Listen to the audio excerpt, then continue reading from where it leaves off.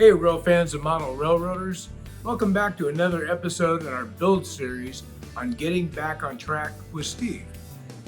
In the last episode, we showed you how we installed our backdrop, a really important part of any layout.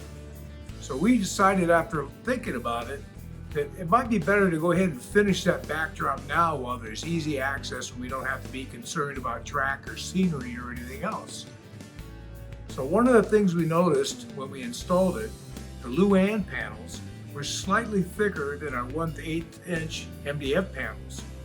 So we were going to already fill the seams, but now we'll have to feather it out a little bit further to make up for that difference in thickness. It's pretty slight. So we'll feather that out, sand it out, we'll get it primered, painted, and the end result we're hoping will be you can't even see seams. So why don't you follow along with me, we'll go get all that work done and see how we end up on getting back on track. Our first task to tackle is filling in the seams between the panels where we join them. I've been monitoring my basement all year to try and understand the temperature swings and humidity that I have down here. What I've found from summer and winter is it maintains a pretty steady 68 to 72 degrees down here.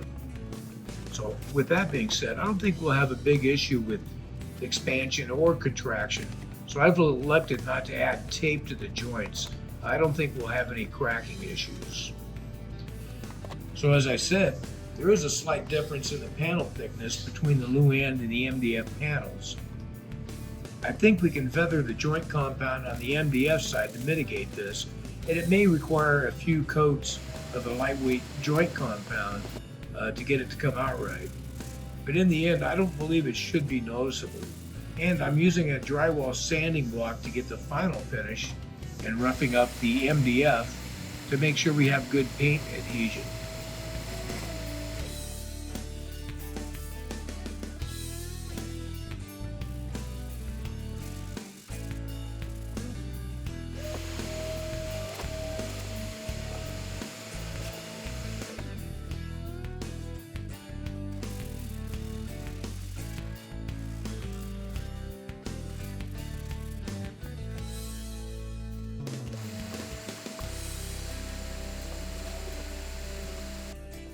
I had a bucket of primer left over from home renovations here at the house.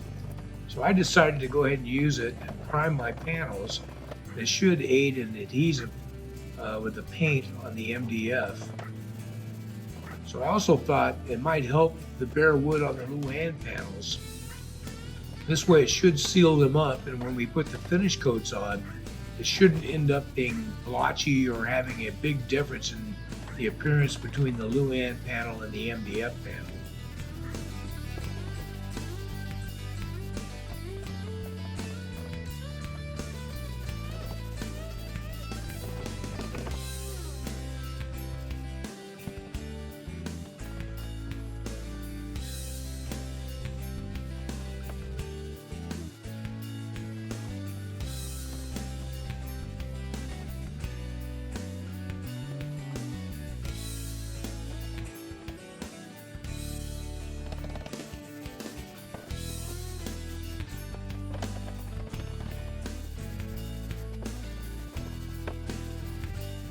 I did notice that the brown was kind of showing through on these MDF panels. So I think a second coat's probably going to be in order, and I've got plenty of primer to be able to do just that.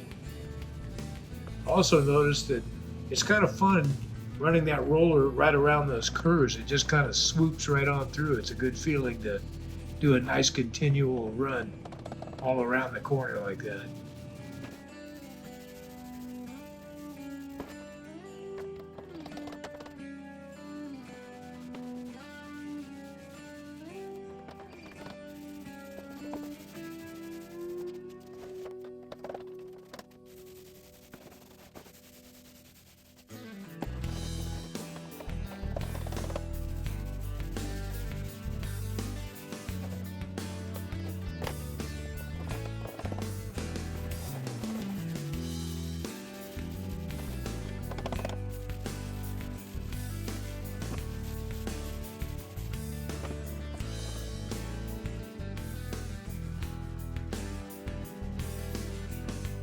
This paint color is called Perfectly Blue.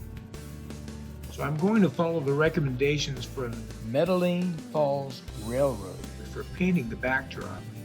When I started investigating backdrops, I found that mostly what you could do is either paint them, or you could get a photorealistic backdrop and put it all around.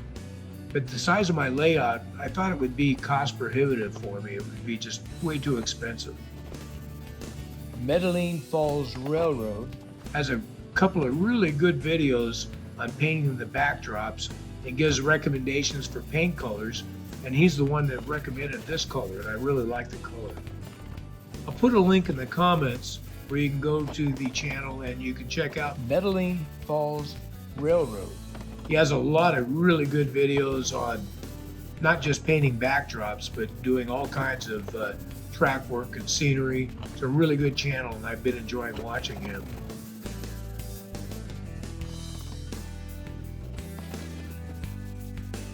One thing I noticed with this color is you see the shadows, and it tells me that this paint color, in the end, we'll be able to manipulate the appearance of it through our lighting.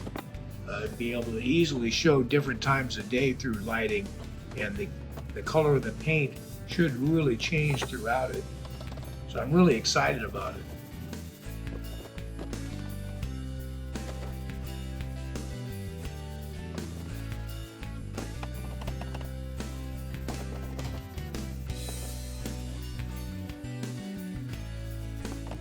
And at last, we get a sense of the space with the work complete. You'll notice as you're looking around through here, it's really hard to tell where the seams are on video, and it's difficult. You have to know exactly where they're at in person to even see them. Well, there you go, friends. We managed to get everything seam filled in, sanded out, everything primed and painted. Such a great color of blue. What a difference a little color makes in here. It just, I can't get over how different it looks. And especially, I'm real thankful for the videos over at the Medellin Falls Railroad. Great advice on background colors and stuff. So I'm noticing that the color I see here live and in person is much more blue than what you see on film, with either a picture or a video. So I think it's really the perfect color. It's just beautiful. So the other thing I think that worked out really well is when you look at it, you can't see the seams. It looks like a continuous piece running all the way around the layout. So I think it was a great success. Now I'm looking forward to moving on. We can finish up the foam on the base and finally get to close out our build series. So with that being said, thanks for liking, subscribing. Thanks for following along all along here. Don't forget to check out our Patreon page. We picked up several Patreon members, and you'll see all of them in the credits, and we thank them. So we'll see you next week for another episode on Getting Back on Track with Steve. Bye, guys.